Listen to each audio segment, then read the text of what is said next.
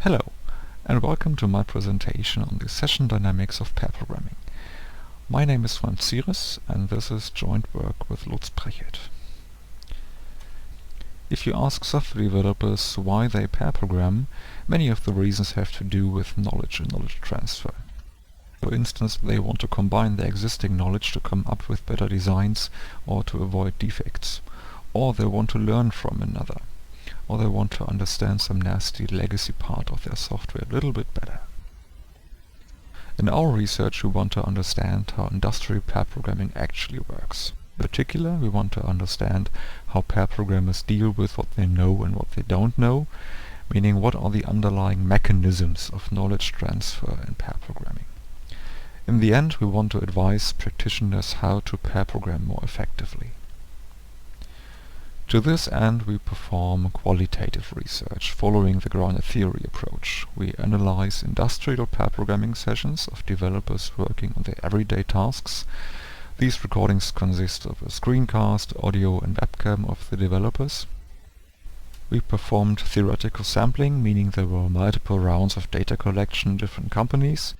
And in the end, we selected 26 pair programming sessions from 9 companies, featuring different technology stacks, application domains, task types and pair constellations.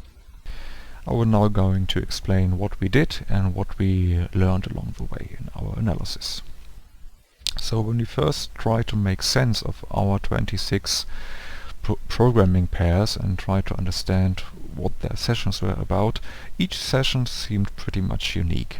So we started with a bottom-up analysis of the pair programmers' dialogue, looking at the questions that they ask and the explanations they provide, trying to understand what the developers already know and what they want to know and what they learn along the way.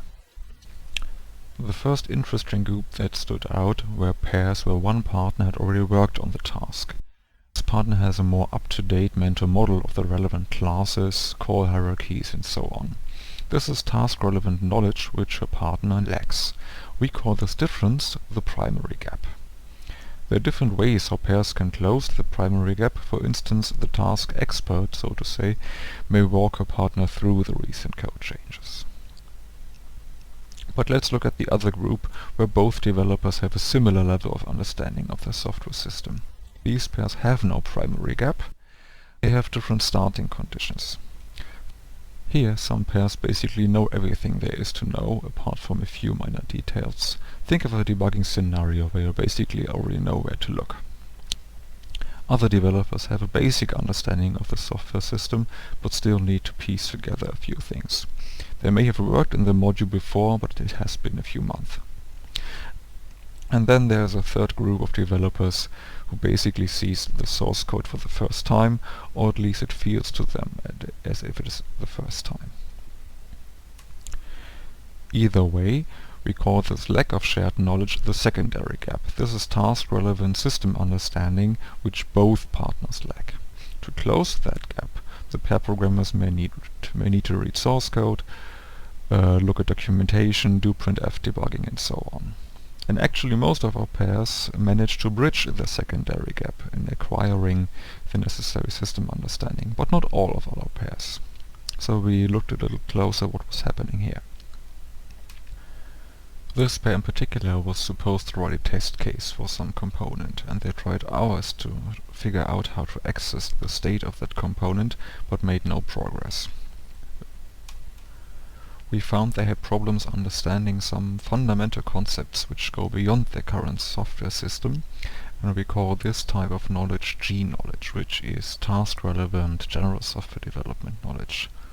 These two developers were somewhat experienced developers, but they were not familiar with the particular dialect and the application and test framework used for their software.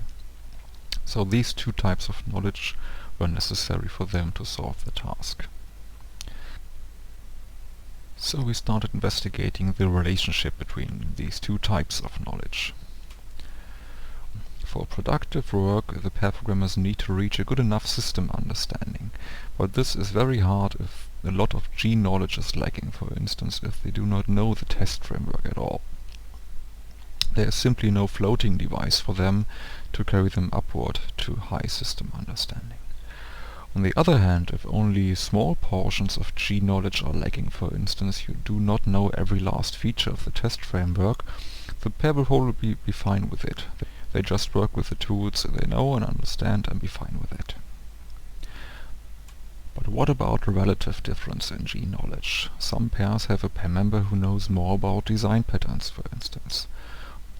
Well, this is generally not a problem in pair programming sessions. It's in fact an opportunity, because pair programmers may choose to transfer that knowledge, for instance explain the template method pattern to their partner, but not all pairs do.